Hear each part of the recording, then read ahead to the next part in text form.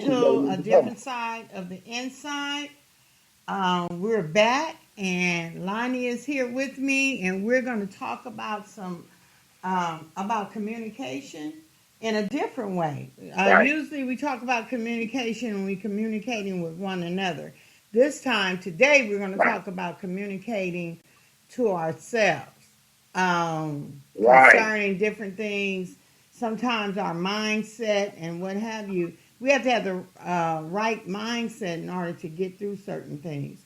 So, Lonnie, I'm going to let him take it away. I'll jump in here and there. But, all right, Lonnie, there you go.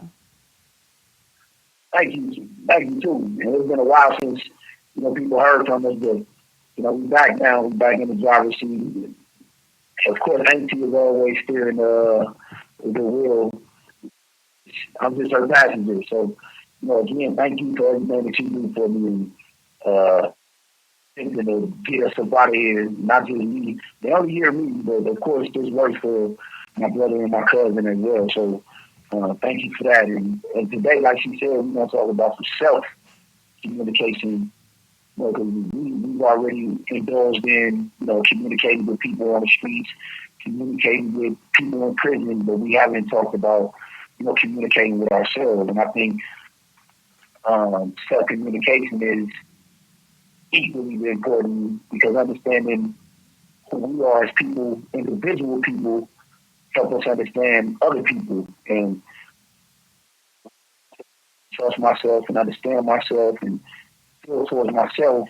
I embrace myself. It's solely based on myself, believe it or not, because the work has to be done from within.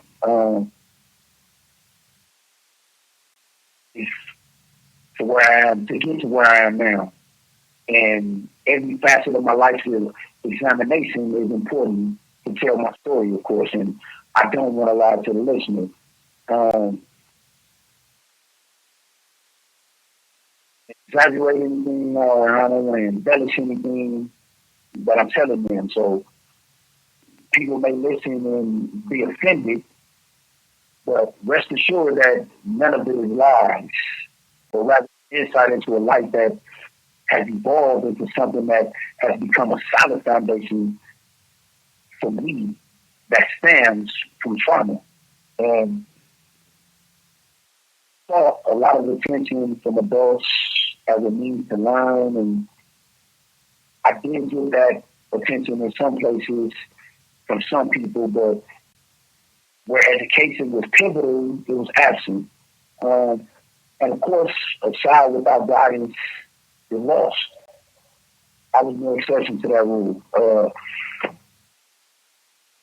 It's when you put everything on the table and you just understand everything for yourself, I think it's more gratifying than really learning from anybody else. And that's not to say that you don't learn from other people. This is my truth. And I'm unapologetic about it. I can't apologize for anything that I say on this podcast because I'm 100% true about it. And as I said, I would not lie to whoever is listening. And deep in my heart, I don't want to offend anyone. And it was hard for me to come to grips with, being able to talk about these things. It was difficult for me as well. But and of course, when you're telling your truth, this means that you're healing from the trauma that you've experienced throughout your life, and not just as a child, but as an adolescent, teenager, young adult. Basically until you have that understanding of who you are as a person, an individual person, and can be done is, you talk to yourself and a lot of the things that you read, a lot of the things that you hear, you're able to combine those things and shape your own perception of what those things are. And that's what I appreciate the most about self-communication. And of course, when you communicate with yourself well, you can communicate with others well. And, listening to them and talking to them and kind of conversing back and forth with them, helps you determine whether or not you want to deal with people on a regular basis, whether you want to deal with people on a limited basis, or you don't want to deal with. Those are the things that I appreciate the most. Right. But yeah, that's what I love about communication. And it took me a while to get here, but the journey has been welcomed. I welcome the journey. Yeah. So are you saying, okay, self communication? Because some may think, are you Right. talking about just talking to yourself or whatever? But what you're really talking about Right. is the things that you have taken in, the books, Right. Right. understanding other people, and Definitely. Right. evaluating yourself, your strengths and your Right. weaknesses, and the things that you need to get rid of, the things you need to embrace. And that's a good thing Yes. because a lot of people, they don't do that at all. So we can look Right. at people Right. and they're a certain age, and we're saying, well, why are they acting like they're teenagers and they in their 40s or what Right. have you? Because they Right. haven't Right. matured. That's the thing. They haven't matured. Right. And that could be anybody.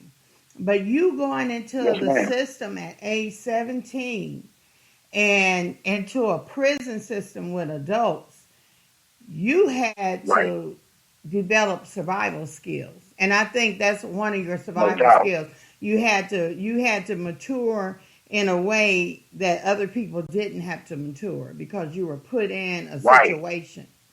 So when and Right. another thing I just came to me, you were in SHU for 3 years, and SHU is a special Right. handling unit.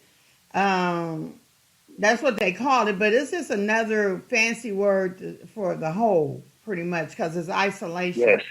It's isolation still. Mm-hmm. So being in isolation and not with the other inmates in a way, like you are, and a day to day, you're with the population. They call it, I believe. So you're in Right. isolation. So tell me how that self communication helped you during those times in isolation. Oh my, that's a great question. And everything that led up to the question was equally phenomenal. But uh, being in being in the shoe program for all that time, it was almost degrading as a human being. But just like you said, you're isolated from everybody else. Everywhere that you go, you're in handcuffs. Uh, and there's this call and your telephone number will be monitored and recorded. And there's an officer on both of your arms. So, they're not really talking to you about it. So there's no way for you to be social. So, of course, you have to take these things into your own hands and become social yourself. Three-way call alert. And just like you said, just through books, kind of uh, traveling through books and traveling through other people through the books, and talking to myself, you know, not out loud the way that people would think, but it's just that inner conversation that you have with yourself. And these things, of course, they come from the head, but they end up in the heart. And you communicate. But to answer your question, segregated housing is horrible for anybody that's trying to understand who they are as people and what their place is in the world. Coming in, like you said, at 17. You have 60 seconds remaining. If you didn't self-communicate, I really don't know, what you became. Because, of course, prison can make you good, better, or it can make you worse. And of course, I chose better. But, yeah, segregated housing is horrible. I wouldn't subject anyone to it. It's horrible. Yes. Okay, we're going to pause for a second because he has to call back in. Okay, we're back. So we're talking about self communication. We're just talking about being in isolation, how much that self communication, reading, all of those things that you did to help you make it through. being in prison, how important is it to keep a certain mindset? And how do you do that? How do you keep yourself It's with a positive mindset? I don't want to say just certain because you have to have a positive mindset. right, right. Um, it takes a lot of work, and that makes this question relevant.